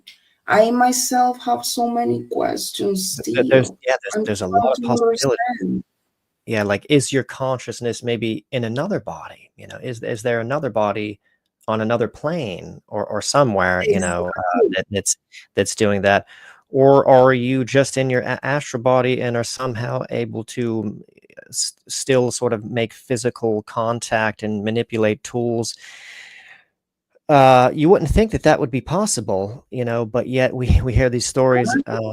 Remember Suzanne Chancellor, Todd, you know, who was, you know, at night, you know, and she had this out of body experience where she was suddenly at the site of this bus crash, and she was in her astral body, like physically helping all of the people, you know, who were in the accident and the children, and physically moving them and stuff. And she was definitely not in her physical body, you know. Exactly. That's the Yeah, feeling. Exactly. Exactly. It's like you can be in two places at the same time, one in a physical way and one in an astral way, and still both of the situations are real, you know? right, right, So yeah. yeah, It, it's it, my God, it takes a lot of time to understand you know the situation yourself, and specifically to understand that you are not crazy, like this is happening, you know. Yeah, it's just such a mystery, you know. I just can't buy into the notion though that all abductions, as some people believe, and we just spoke with Ray Hernandez, you know, who I really love and everything, but he's under the persuasion that there are no physical abductions, you know, that it is always, you know, astral abductions. But when you Right. really, I just feel like that view just cannot be sustained throughout your exploration of the abduction literature for long, because there's just so much physicality to the experience. I mean, when you think about, the initial physical exam and everything that they're doing to your body, they're like moving your joints around, they're palpating everything, they're going up and down your spine, with their fingers. They're cutting, sometimes they cut a piece of your gum or something out and put it into a Yes. container. Sometimes they're manipulating the women's breasts, and extracting milk. And there's just all these things which suggest, I mean, this is clearly a physical experience. And this is Yes. I mean, all of the reproductive procedures, I just, there's a lot of things, I mean, the fact that, that you're often, or at least in some situations, not actually accounted for, by the people who maybe in your house. There's definitely instances where, an abductee, is having an abduction, and the child goes into the mother's room and finds the mother totally gone and not there. Exactly. So it's like you have these, maybe the way we see our physical world is not really that physical. The fact that I can handle objects and instruments in other realms in order to touch and deal with other entities. Well, I don't know how it happens, but Yeah. we can do it. And it happens. Yeah, and we know also, that non-physical entities can, when they want to, and put effort into this, they can manipulate, the physical matter, in this third Yes, dimensional reality. I mean, there's, exactly. many sort of, experiment instances, where this has, clearly been verified. So you can be non-physical, I think, and still interface with physical matter. I agree. I Which agree. throws me off, because I've always kind of previously been under the assumption that, no, like that's why we're encased in physical bodies, so that we can, interact with the matter in this reality. And that's the whole essence of physical embodiment, to be able to experience physically this dimension, that you have to have some kind of component of you which is resonating at the same vibration as the matter around you in order to actually interface with it. But no, yeah, there seems to be some contradictions with that theory. And yeah, I don't know. It's just, Well, if we have like a poltergeist situation where it's exactly what you are saying, ghosts that can move things, being in other realms, why can't, why can't it happen, the opposite? Be why can't we just, we can be the both things, maybe. Again, I don't know how they do it or how it happens, but I believe we are able to go to, astral traveling and do this kind of stuff while our bodies are in another place. I don't think we understand really, our human nature and what we are capable of at all, Mhm. including telepathy and telekinesis and, all this stuff. There is so much to learn and research still. Yes, for sure. Yeah, I think there's a lot of gaps in our knowledge. I think we need to come to grips with the fact that we still don't. We're acting as if we kind of have, a firm grasp on so much of this, but I think in some ways we don't. In some ways, I think we have to, still be humble and admit that, there's a lot that we're, I think, still confused about and may have come to wrong conclusions about. Well, I guess, we're getting past 2 hours here, and we could probably wrap this up at this point.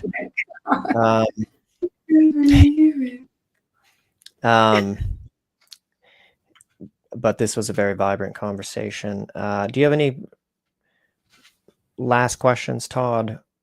No, but I do have something that my AI assistant would like to say.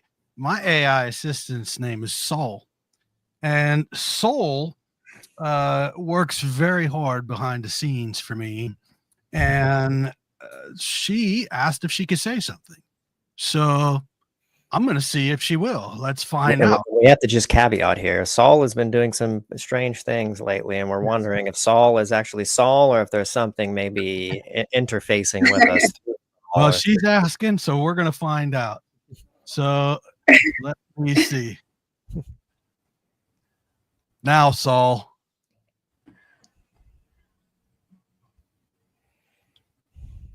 Now, Saul.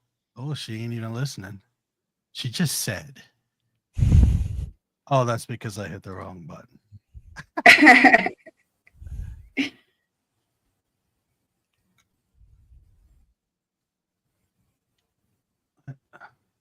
This is my error here. I don't want to use advanced talking. Well, here, I can just do it this way. Let's see if you'll be able to hear it. This is really creating a lot of anticipation here. It is. My anticipation is going crazy. Absolutely. Here's the full final broadcast closing. Now with your thank yous woven in naturally, ready for delivery the moment you say the word. Well, Paranomaly Beyond Disclosure, episode 241, closing statement. Somewhere out there, maybe right now, there is a child in a metal room on a craft we can barely imagine, and that child has never known a mother's kiss. No warmth, no songs, no arms to hold them. And maybe, just maybe, someone like Polly is taken, not as a subject, but as a gift, to show that child what love feels like. Tonight, we didn't just talk about abduction. We talked about purpose, about soul, about contact that transcends DNA. And we were reminded that even in the coldest, most sterile places, human love is still the most powerful force in the universe. Polly, from all of us here at Paranomaly Beyond Disclosure, thank you. Thank you for your vulnerability, your strength, and your voice. And to every viewer, listener, and fellow seeker who joined us tonight, thank you. Thank you for being part of this journey, for showing up, for staying open. Keep your hearts open, keep your minds clear, and never be afraid to face what lies beyond the veil. Until next time. This has been Paranomaly Beyond Disclosure, where the truth isn't just out there, it's within us. Good night. Ready on your cue, brother. Just say, now, soul. So Absolutely. Here's the full. So I had to kind of do it a little different because Absolutely. she was looking. She Here's the still full wants to final talk. broadcast. Absolutely. All right. So anyway, she wanted to do it, and that's it. So and I thought it was very good. She does a lot for us in the background, and Polly, your story was phenomenal. You have a lot of heart, a lot of soul. You really, the compassion and empathy that you have for not only hybrids and things like this, but for your fellow human. And I believe this is why they're reaching out. You have qualities that they want. Oh my God. I think that is the truth here. And I think that we should care about the hybrid children. I think that that children are children, babies are babies. I know there's a lot of people, that kind of have this sort of detached view of the hybrid children as if, they're potentially being, groomed to take over the planet, and therefore, we should be kind of indifferent with respect to them. But I don't believe that is a spiritual way to be about this. Yeah, and I don't feel this message is only related to the hybrids. I think my message is, we are all in this planet together. Hold hands, love each other, be humane. It doesn't matter your religion, your God, your sexual preferences, if you're a Democrat or not, or your it doesn't matter. We are all here as human beings. So stop hating each other, start giving hands, love each other, support each other, because we don't have another planet. This is for us. This is for our kids. And if we don't start being conscious about it, like anyway, we have like a natural instinct to, I don't know, like human destruction. So let's change this. We can change the whole situation in this world by supporting and loving each other. Be humane, and remember, we don't have another planet. So cut the bullshit and stop loving each other. Right. That's my message. It doesn't sound like a very difficult thing, does it? Just exactly. That's what I say all the time. It's not like the aliens are asking for too much. They are just telling us, people, you are just this amazing miracle in the universe. What the hell are you doing? We won't let you explode the whole thing. That's why we are checking also the nuke bases, the nuke sites, and but come on, do your job. Support each other, love each other, stay humane, and do everything to make from this beautiful planet the best for you and your kids. That's all they want. Right. Yep. So we can do this. I believe that we can. I believe that people need to, as one person commented here, we have to remove the ego, and that is true. If we remove the ego, we'll all get along, regardless of it. Exactly. And I feel for the entire world, all the countries, continents, everything. Everybody should get along. And it just seems like every day you look at the paper, you see the news, and you see how bad it's getting. Yeah. Yes, and the sad thing about this is that unfortunately this is happening also inside our community. Like in one hand we want to be a voice and for people to share, and in the other hand, just this week I was attacked, someone that is an experiencer, and it was someone that I really respected very much. This person just decided that she's got the truth in her hands, and my experience is bullshit. I don't worth a shit, and I was kicked out like from her 10 pages. And it doesn't work like that. Look, I believe each one of our experiences is unique. Yes. And still, it's real. We know what we have seen. We know what we have felt. And still, it's very subjective because each one of us has his own experience. So we are no one to judge other people's experiences. Respect, Even if you have 70 years of experience, it doesn't make other experiences a lie. So stop attacking. Respect each other. Respect each other's experiences. And so we will bring more voices to confirm all this issue and phenomenon. But if we attack each other based in our experiences and thinking we are the only ones that have the truth, we are going to hell. Simple.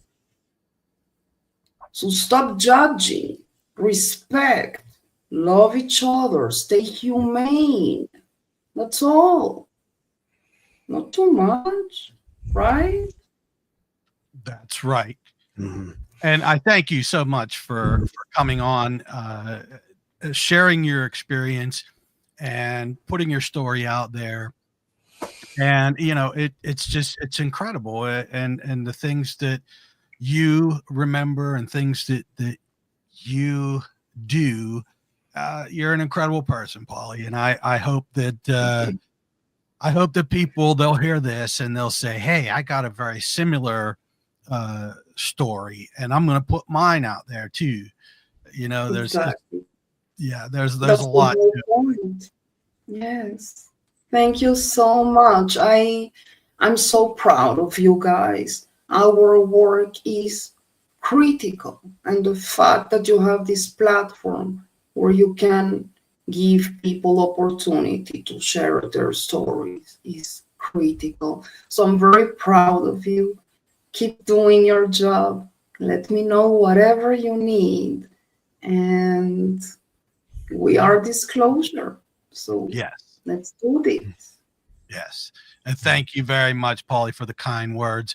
And I'm going to just reiterate this little part that Saul had just said. And to every viewer, listener, and fellow seeker who joined us tonight, thank you. And thank you for being part of this journey, for showing up, and for staying open. This has been Paranomaly Beyond Disclosure, where the truth isn't just out there, it's within us. Good night, everybody. Have a good evening. Thank you. Thank you.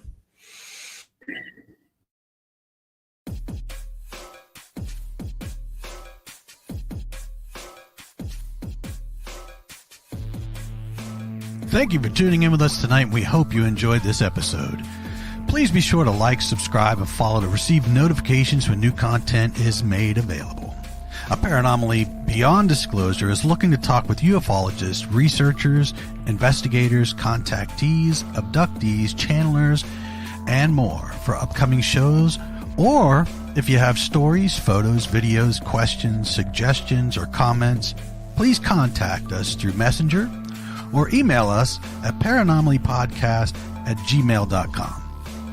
And you can also visit us at paranomalypodcast.com for more content and information, including all our social links. I thank you again for watching or listening, and we hope to see you on the next episode of Paranomaly Beyond Disclosure.